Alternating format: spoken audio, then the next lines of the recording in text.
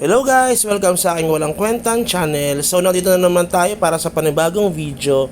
Ngayon guys, meron kasing nag-comment sa atin. Ito lang, ngayong araw na to. Sabi niya, gusto niya daw, kung gusto ko daw bang i-review yung character niya. Tiwala siya sa atin, ipakita natin siya. Siya ay si Puwet ng Manok. Hindi, joke lang. Siya si Pansit Hang. Sabi niya sa atin, Pansit na Hang? Sabi niya kasi sa atin, kung gusto ko daw bang gamitin or i-review yung kanyang character para ma-test daw natin. Siya ay Shami at napakalakas ng character niya guys. Napakalakas. Siya pala ay server 191. So meaning to say, mas mataas ang server natin kasi 144 tayo eh. Siya ay 191. Pero kung maglalaban kami ito at magsasama kami, hindi ko siya kayang talunin. So, siya ay rank 1 dito sa server nila sa 191. Tapos, overall, kasama yung cross server, siya ay rank 7. Yun yung pagkaka-recall ko ha. Tapos, maraming mga class din dito na halos kasing lalakas niya. Pero, biruin mo siya, hindi pa siya naka tier 14 kasi 589. Ka-level lang natin siya guys sa wizard natin. Tapos yung wizard na yun nung isa kanina, level 600 plus na yun. Pero kita nyo sa battle points, mas mataas ang battle points nito ni Pansit. 'Di ba? So pang-apat siya sa pinakamataas sa level. May mas mataas pa sa kanya pero siya yung number 1. Tapos kung mapapansin nyo dito guys, ang taas ng kanyang attack. 13,000, wala pang buff. Pero tingnan mo, kapansin-pansin naman yung defense niya, 6,400. Medyo mababa siya ng konti kasi parang pure pure damage talaga. Tapos yung kanyang pants T12, siguro medyo nahirapan siya sa pagano ng set. Pero feeling ko hindi na siya nag-iipon or hindi na siya nag-upgrade ng set kasi meron na to nakaabang na T14. Kasi kahit naman din ako although full option na tayo, pero yung sa T13 natin na wizard, pero yung ating staff at saka yung shield, hindi na natin masyadong in-upgrade. Mas nag-iipon na tayo ng gamit natin na hinahanda para sa susunod na class natin. Kasi magpapalit talaga tayo. Nanawa ko sa wizard, sabi ko nga sa inyo, tapos na ang era natin sa wizard. Nagawa na natin ang energy, nagawa na rin natin ang swift, subukan naman natin ng ibang class para ma-experience din natin at makapagbigay din tayo ng reviews dito. Tapos pala guys, ito ito ang difference talaga namin. Oo, malakas siya, sobrang lakas niya guys. Pero malakas din kasi ang gastos niya. Feeling ko kasi naka AA set na siya yung Archangel set. Kompleto na yon. Tapos yung wing niya na third wing, siya ay nakuha na sa rebate. Tayo kasi hindi para sa akin guys, yung ganyan, advantage nyo yan. Yung mga players natin, advantage nyo yan na marami kayong pera. Ito pala ay kita nyo, di ba? Siya ay pinag-uusapan nila na may nagre-review dito sa character na ito. At nandyan din yung pinakamay-ari niyan. Yan. Nakikita nyo naman, na-mention tayo, Teacher Pogi. Shoutout sa inyo guys na 191. Sure ako, magiging magkakasama tayo balang araw sa pag-merge ng servers. So, hayaan nyo lang. Hintayin lang natin, huwag tayo mag-quit, dire-diretso lang. Tuloy-tuloy lang tayo sa pag-enjoy at paglalaro nitong MU Monarch. Hanggang mag 700 plus tayo. Malay nyo, magkaroon pa ng panibagong level, di ba? Yun pa yung masubukan natin. Ito na nga, gusto natin subukan ito. Ito yung gusto kong sabihin sa inyo guys. Kung bakit hindi ako talaga nagta-top up ng sobra-sobra. Kasi nga, minamarket natin yung mga players na saktuhan lang gumastos at pwede silang makapaglaro kahit na hindi ganun kagastos. Pero, baka ma-misunderstood nyo, walang problema kung kayo ay gagastos. Kasi nga advantage nyo yun. Kaya lang tayo hindi gumagastos, kaya hindi lang tayo maano dun sa video natin, bakit ganun yung natin. Kasi ang minamarket natin para sa mga players na magkaroon sila ng guide na pwede palang maging malakas yung character nila, yung class nila, even though na hindi sila ganun gumagastos ng sobrang laki. Kahit lang yung daily nila, yun lang yung gagawin nila, yung 55 pesos. May enjoy mo na to, yun yung tinatarget natin para kahit papano, marami pang kumbaga hindi sila ma-discourage. Sabihin nila na para lang ito sa mga spender, sa mga malalakas. Sa totoo lang, hindi naman. Pwede rin kayo lumakas dito kahit na kayo ay mga daily spender lang, yung mga 55 pesos lang. 'Di ba? Syempre, diskarte niyo kung paano kayo makakabenta ng MUC. 'Di ba? So, kita niyo guys, ito titingnan natin. Ako kasi nung kinalaban ko itong mobs na ito, yung mga red boss, same kami ng mapa, Sanctuary 4. At same kami na level pero mas mataas yung kanyang damage. Biruin mo 15,000, sa akin ang damage ko lang 9,400. Layo. Pero syempre yung defense, okay na kasi yung defense niya eh. Ang defense ko kasi 7,900 pag may buff. Ito ay 7k. Pero kita nyo naman kahit 7k yun, hindi na kailangan na, kumbaga yung damage sa kanya nare-regen lang ng pots. So okay lang din, di ba? Tapos kung mapapansin nyo dito guys, gusto ko itong subukan talaga yung fire. Pero para sa akin, gusto ko maging balance kasi itong character ko. Sa akin lang ha, kasi ito malakas na talaga yung character niya eh. Pero para sa akin, gusto ko subukan yung win. Although may mga nag-comment sa ano natin sa comment section sa sa Facebook ay sa YouTube na okay daw yung ice. May sumubok na daw ng win at hindi maganda yung build na yon. Mas gusto daw nila yung ice fluorite, mas effective daw. Pero para sa akin, nung nakikita ko talaga tapos na napakalambot guys, gusto kong subukan yung win kasi ang lambot niya talaga. Nung nagkaroon ng PvP dito, ang lakas bumawas itong character nito. Superb talaga ito yung character niya, sobrang lakas. Patay talaga yung BK agad, lusaw talaga agad. Pero pag nadikitan siya, ubos din ang buhay ng ating summoner. Itong ginagamit natin. Tapos kung mapapansin niyo pala, inorasan natin yung mobs na yun, yung red boss na yan. So 1 minute na lang. Kasi ako 4 minutes yan eh. 3 to 4 minutes ko yan pinapatay.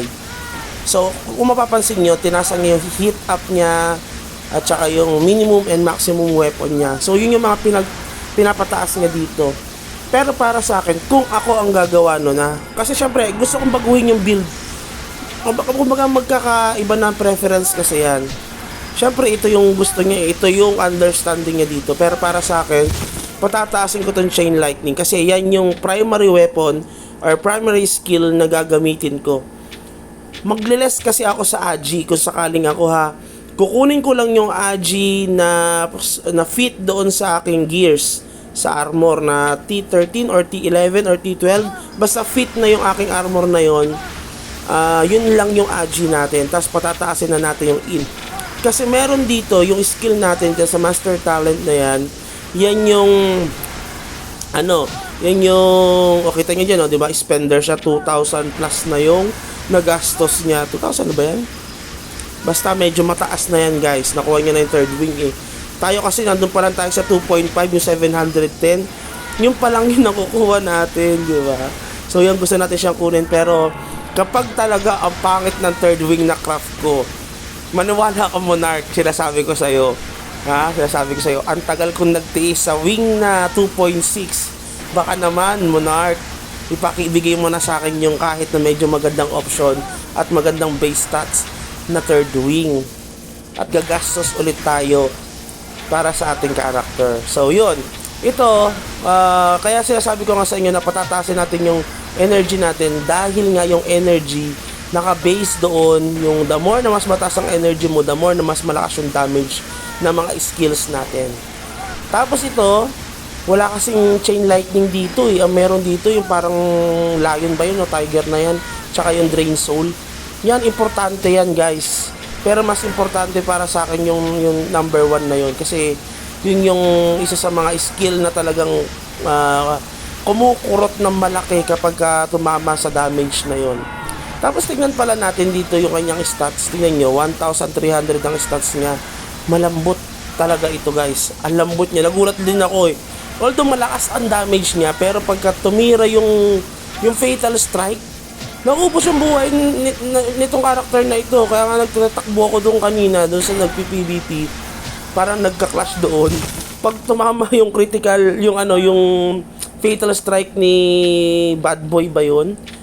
Talagang ubos ang buhay ng summoner. Pero syempre, kung lalapit siya sa atin, hindi siya basta-basta makakalapit kasi lalapit pala siya, ubos na agad ang buhay niya.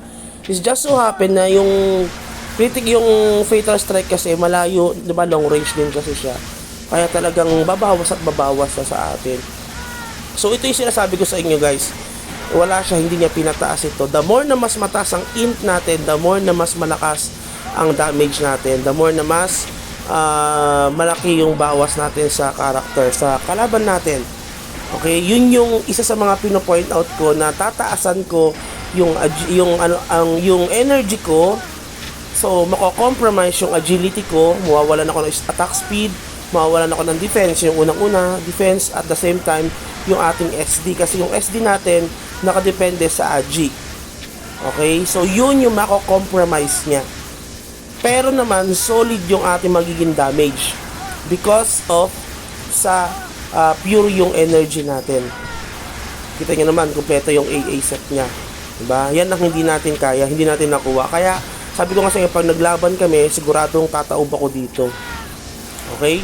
Tapos yun, dahil na-compromise yung ating defense, dahil nga sa pagkuha natin sa agility, sa energy natin, kukuhain natin siya sa ating wind fluorite. Kasi yung wind fluorite natin, yun ay magdadagdag sa atin ng defense natin. Tapos bukod sa defense na dinagdag sa atin, yung reduction ng PVP maidadagdag sa atin. Ito ay theory lang, guys. Disclaimer, theory lang itong mga nasa isip ko. Syempre gusto ko siyang masubukan, kaya gusto natin mag-summoner, magpalit. Tapos pala, kasi sobrang lambot nitong character na ito, di ba? Yung ibang ginagawa ng mga character na summoner, gumagamit sila ng Death Shield, yung may reduct. So ibig sabihin nun, nako-compromise yung attack speed niya, nako-compromise din yung kanyang damage. Syempre, mababawasan siya ng damage kasi magkakaroon siya ng defense, tigas. Ngayon, hindi kung pag-pure energy tayo, less ang agility, ang gagawin natin doon, yung instead na defense shield or yung Tommy ang gagamitin natin yung attack na shield. Hindi ko alam kung parehas sila ng tawag, ha, kung book or tom yung banggit dito, kung yung attack ba yung tom o yung book yung defense. So mga ganon. Tingnan nyo, guys, ito. Ganyan, ha. 1 hit, guys, di ba? Putakin, ang lakas niya talaga. Biruin mo yun.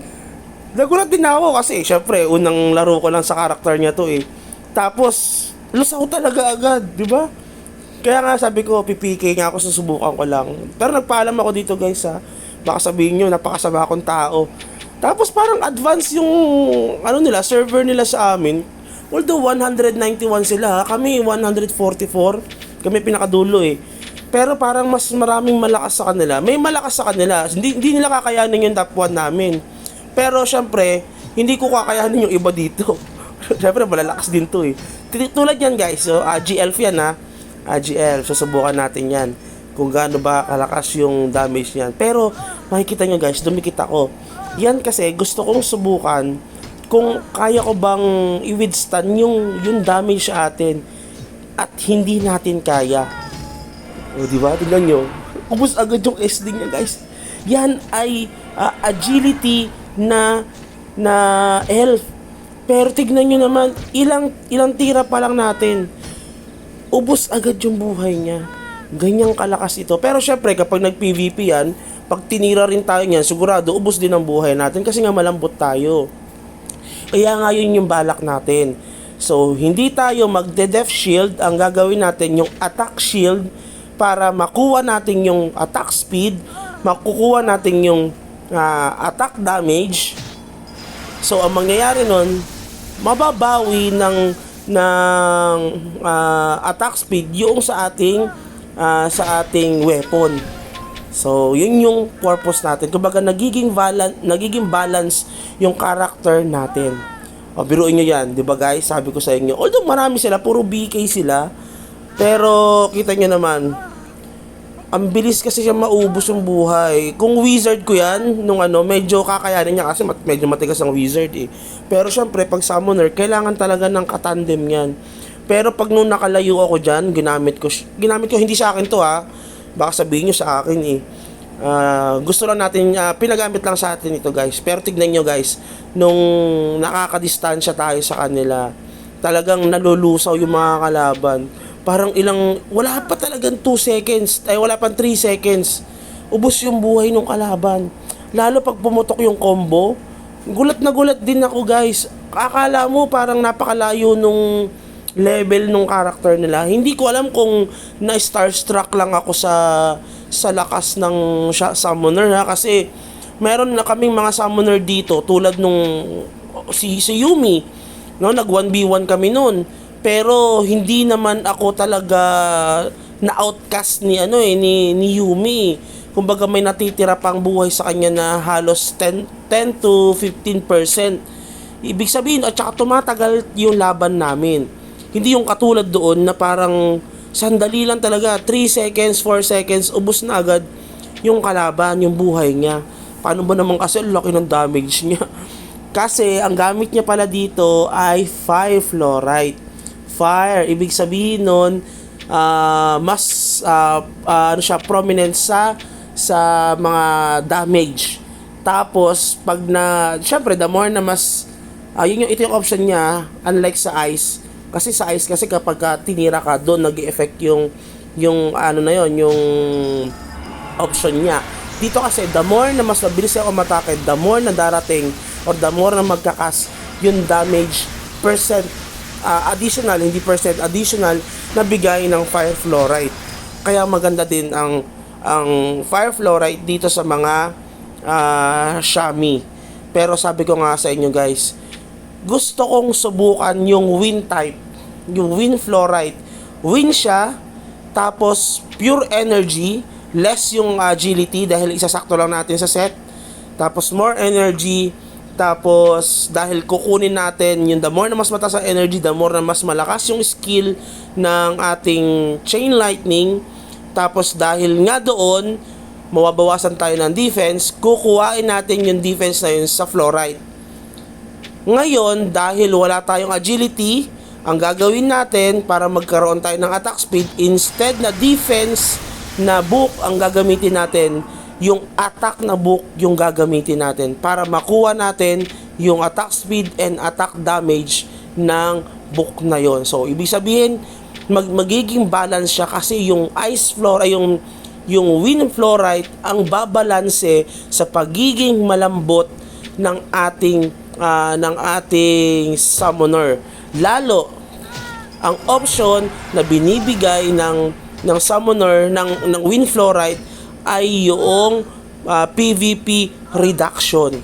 PVP reduction guys ay at importante yun guys. May kilala nyo si N360, pag nakikipag PVP yun, ako ang kalaban niya minsan. Syempre meron din namang iba. Kapag ako kalaban niya, yun ang gamit niya, yung wind fluorite.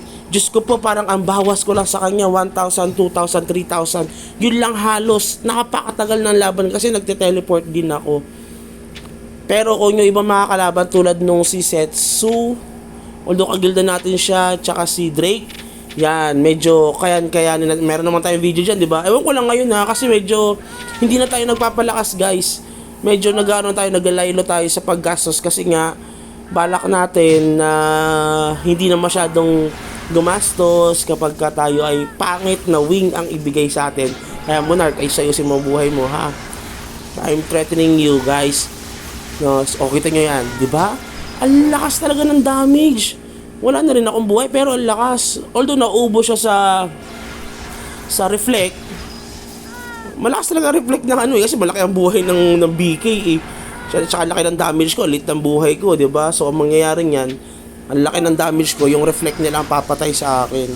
Isang factor yan kung bakit talaga hirap na hirap kami hirap na hirap itong summoners sa mga BK.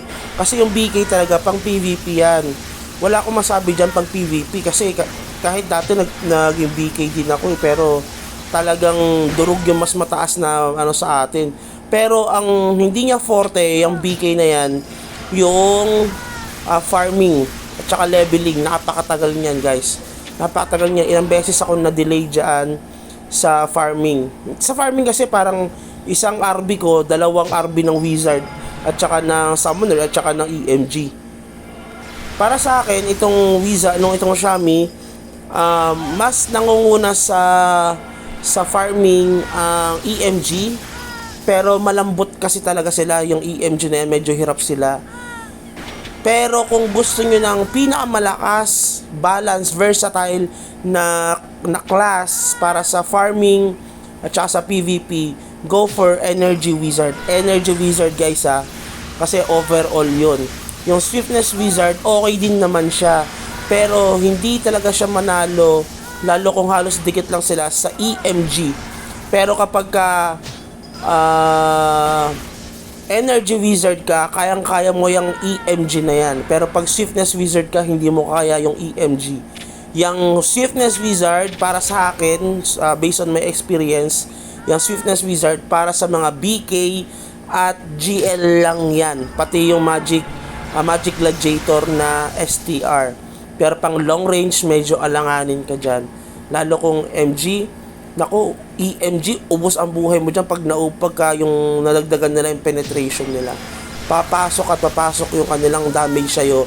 Parang mababaliwala yung defense success rate mo at the same time yung iyong agility na mataas. So yun lang siguro, kita nyo naman, napakalakas nitong wizard na itong Xiaomi na ito. At sana ay dumating yung na maging magkasama tayo doon sa ating server. So thank you boss, pangalan ito yung mukhang puwet ng manok, no? Pansit, si Pansit yon. Maraming salamat and enjoy playing. Bye bye, have a good day.